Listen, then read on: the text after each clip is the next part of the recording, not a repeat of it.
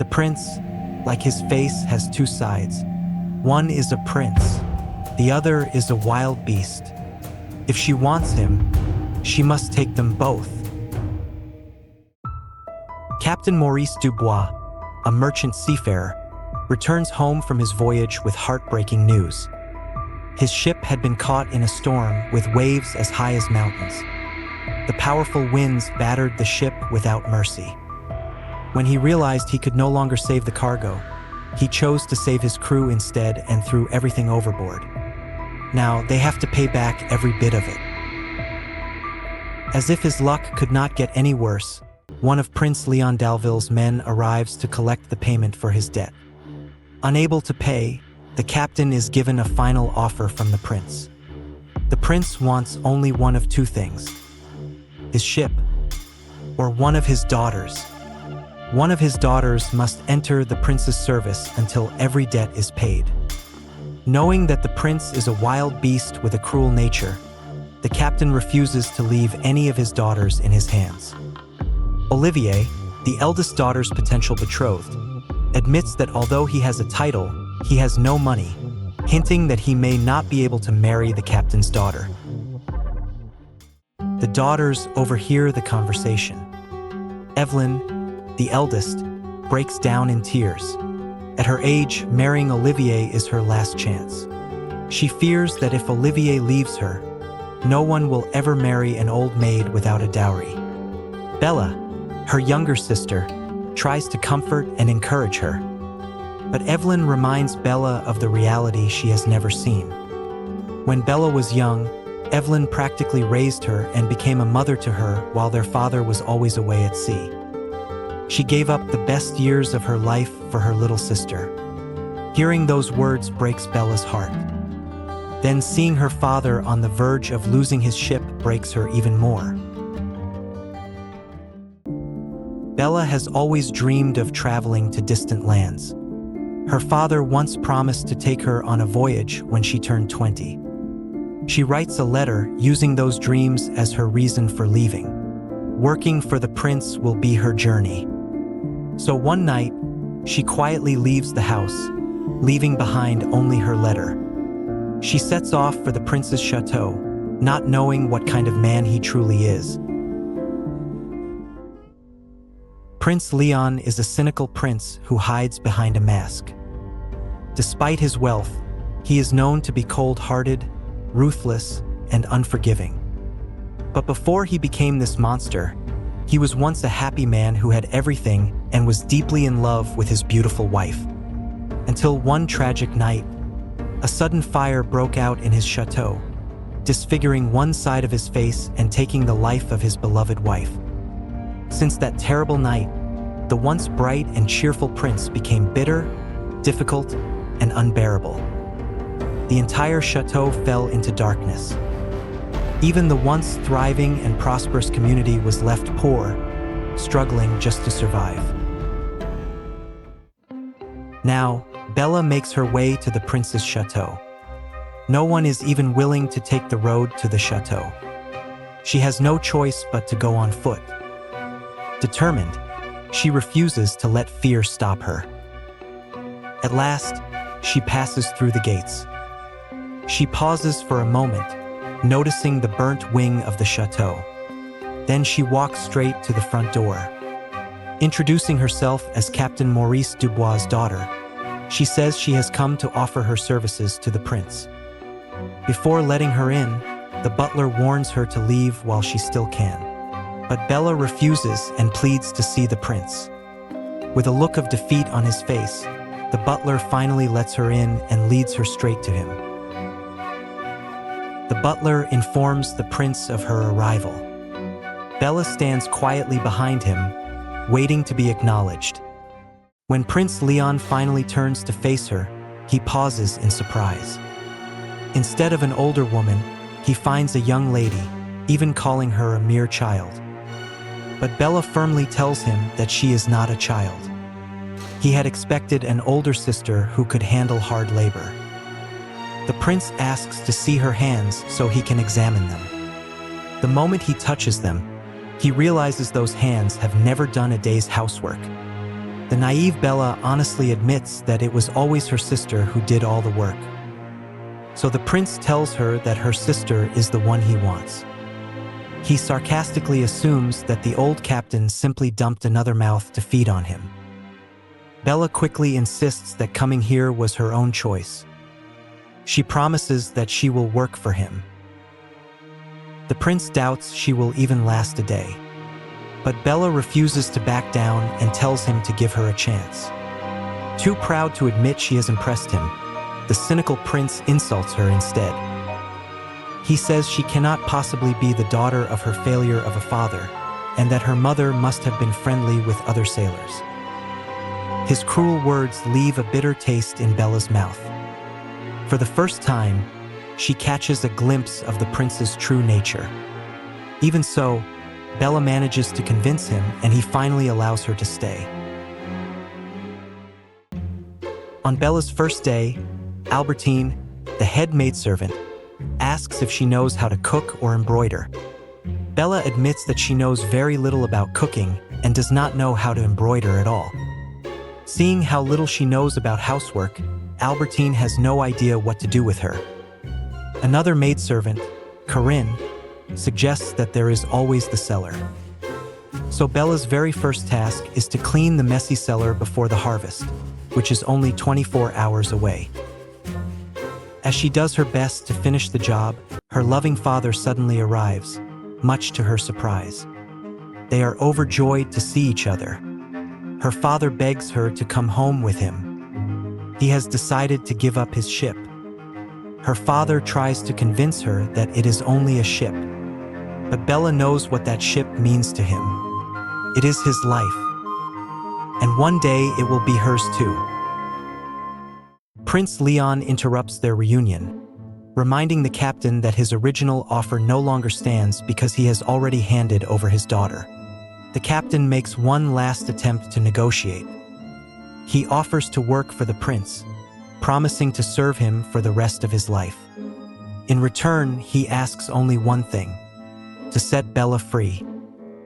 The prince leaves the decision to Bella, giving them one last chance.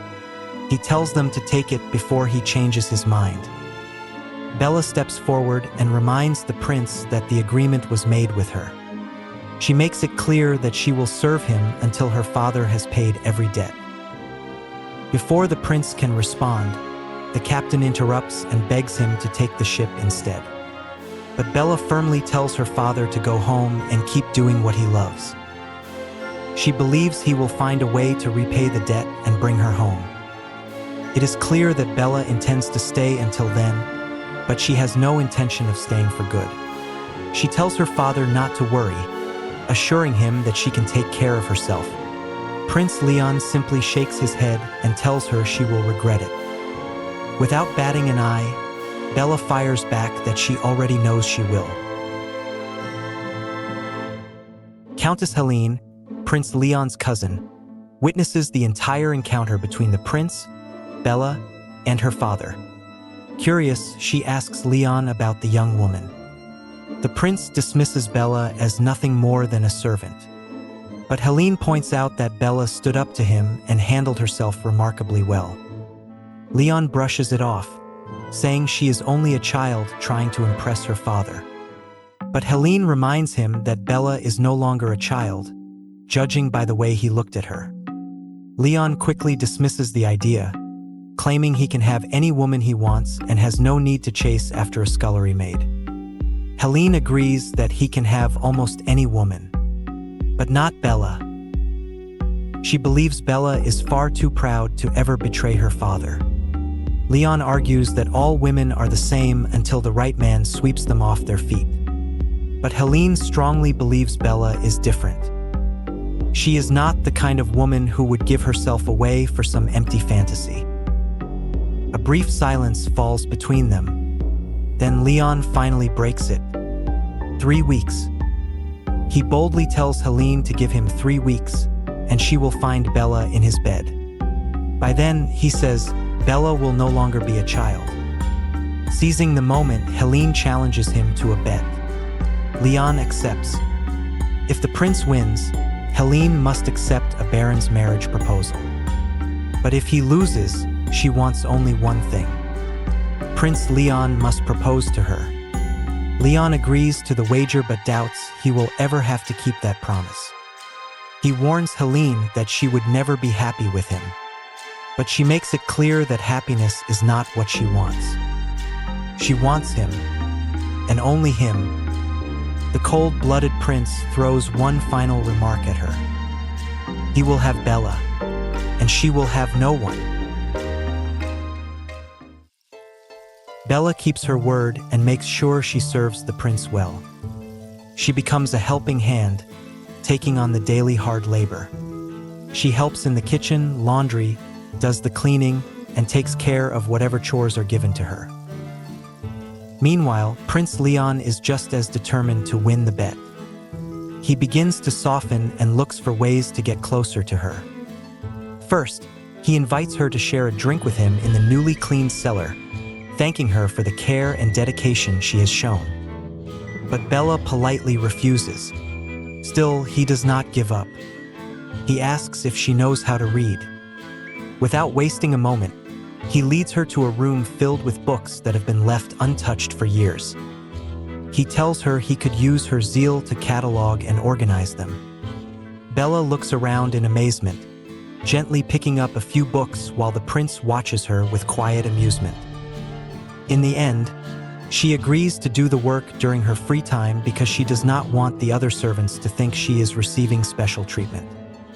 Even so, the thought of organizing a room full of books brings a smile to her face. The cunning prince then secretly orders one of his men to bring him Bella's letters. As Bella writes to her beloved father, she has no idea that the prince reads every letter before they are delivered. That is how Leon learns more about her. And he uses that knowledge to draw her closer. Then one night, he finally makes his move and calls for her. In a gentle voice, he tells her he is sorry she did not leave with her father. Because if she had, he would not have to endure the torment of seeing her every day. Then comes his bold confession. He wanted her from the very first moment he saw her. Bella stands frozen, caught off guard by his words. He tells her he would never have taken her against her will. But he knew that if she had left, he would have lost her forever. Bella finally realizes that was the real reason he wanted her there. Leon then steps back and admits that he told himself she was the daughter of a seafarer, so he thought he would bring her there to talk beneath the moonlight. Before saying anything more, he confesses how foolish he has been and admits that what he is doing may seem like a vulgar insult to her. He apologizes and tells her she may leave. Bella silently agrees. But before walking away, she pauses and tells him that she enjoyed the view of the sea on her journey to his place. The conversation could have ended there. Instead, Leon takes the chance to ask her about the sea. The two quickly discover that they have completely different views. Their conversation ends badly. Not because they disagreed, but because Leon suddenly kisses her without warning. Bella slaps him hard across the face and calls him a horrible man.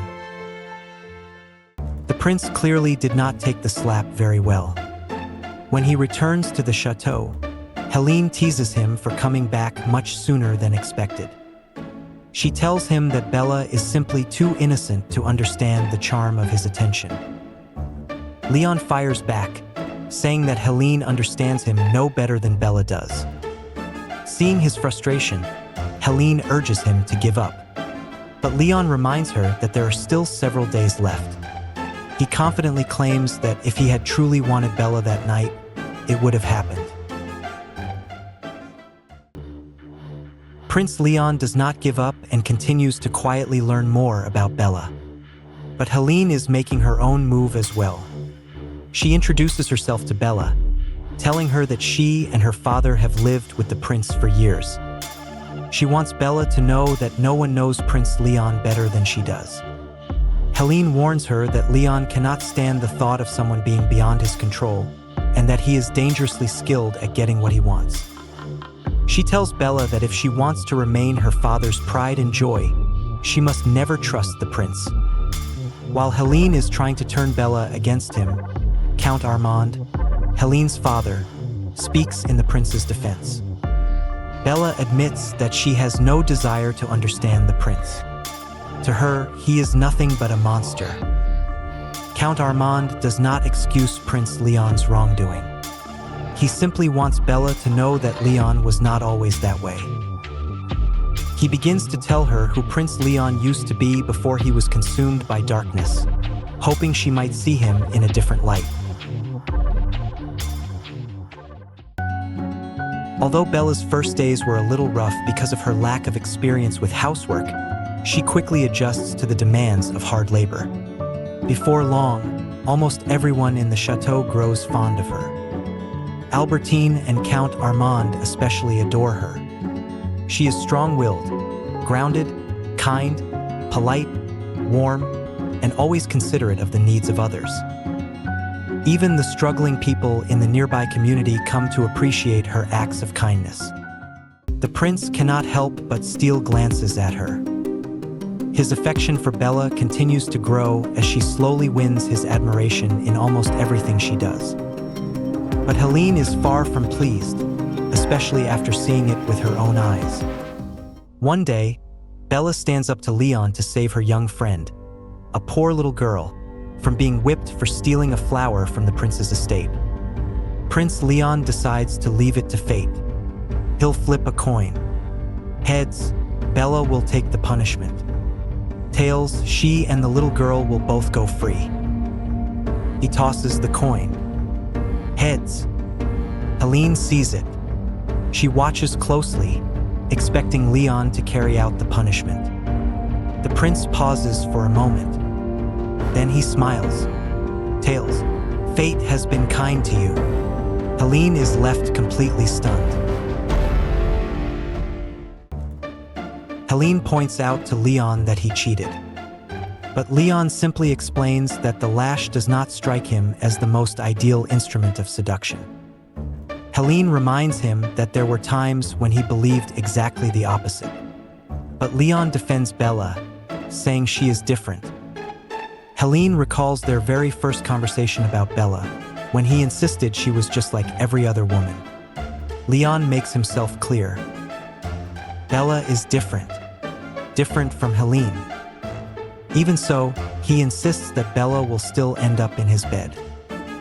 Helene leans in and whispers in his ear. She is beginning to think that, in the end, he will be the one who ends up in hers. Surprisingly, Bella figures out how Prince Leon has been helping her father earn commissions in his business dealings. She thanks him for his kindness, giving him her full attention.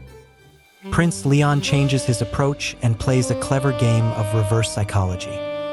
He openly admits his desire and admiration for her, while insisting that she could never belong to a man like him. He claims he did not help her father to win her favor, but so they could both be free of each other, because he is not worthy of her. He tells her he is waiting for the day she leaves, not because it will bring him peace, but because it may finally help him forget her. He is even willing to set her free, so she can chase her dreams, travel the world, and sail the seas. His words and actions leave Bella confused, knowing the terrible man she believes him to be. But with Count Armand's help, Bella begins to see a glimpse of the man Prince Leon once was.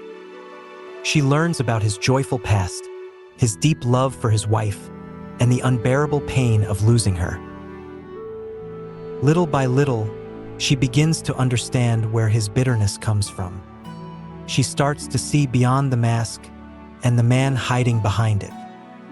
As the prince becomes more enamored with her, he prepares a special evening just for Bella. The people in the chateau quickly notice his thoughtful gesture. But the innocent Bella remains completely unaware of his true feelings. A candlelit dinner, soft music, a dance shared between the two of them. Then, for the first time in her presence, Leon removes his mask. Bella finally sees his face, bare and uncovered. The prince braces himself for her reaction. But she is not frightened, not even for a moment. Prince Leon finally gets the chance to spend time alone with Bella. The two share a meaningful and heartfelt conversation as Bella finally opens up to him. Leon takes the opportunity to win her heart, inviting her to see the world with him. Knowing how much Bella loves to travel and explore, he dreams of the two of them finding freedom together. Then, he finally confesses his love for her. But Bella gives him an answer he never expected. She tells him that if that is how he feels, then he must let her return to her father. If he really loves her, he must set her free. Leon is left speechless. He takes a long moment before answering her request. He had promised Helene that this would be the night he'd finally win Bella over. Instead, he admits that he knows what kind of man he is. He only tried to become someone better in the hope that she would choose to stay. Bella cannot help but feel sorry for him. Then Leon finally makes his decision. 3 days. He gives her 3 days. If she has not returned by sundown on the 3rd day, he will know there is no hope for his love, and he shall never see her again. Bella returns home to her family. They are overjoyed to have her back, and Bella is just as happy to be home. For a while, everything seems to be going well. While Bella enjoys her time with her family and friends, Prince Leon patiently waits for her return. Even the people in the chateau find themselves hoping she will come back, as the prince has returned to his old grumpy self. The 3rd day arrives. It's almost sundown. Still, there is no sign of Bella. Little by little, Leon seems to lose hope. Helene points out that Bella has not returned. She fills his mind with discouraging words, trying to convince him to forget about her. The prince could have had Bella that night if he wanted to. He could have kept her by his side and never given her the freedom to choose. But he has truly fallen in love with her, and he wants her to choose him out of her own free will. What starts as physical desire has turned into something much deeper. He wants her heart more than anything else, because Bella's soul truly matches her beauty. The heart that was once shattered is finally being put back together. He has completely fallen for her.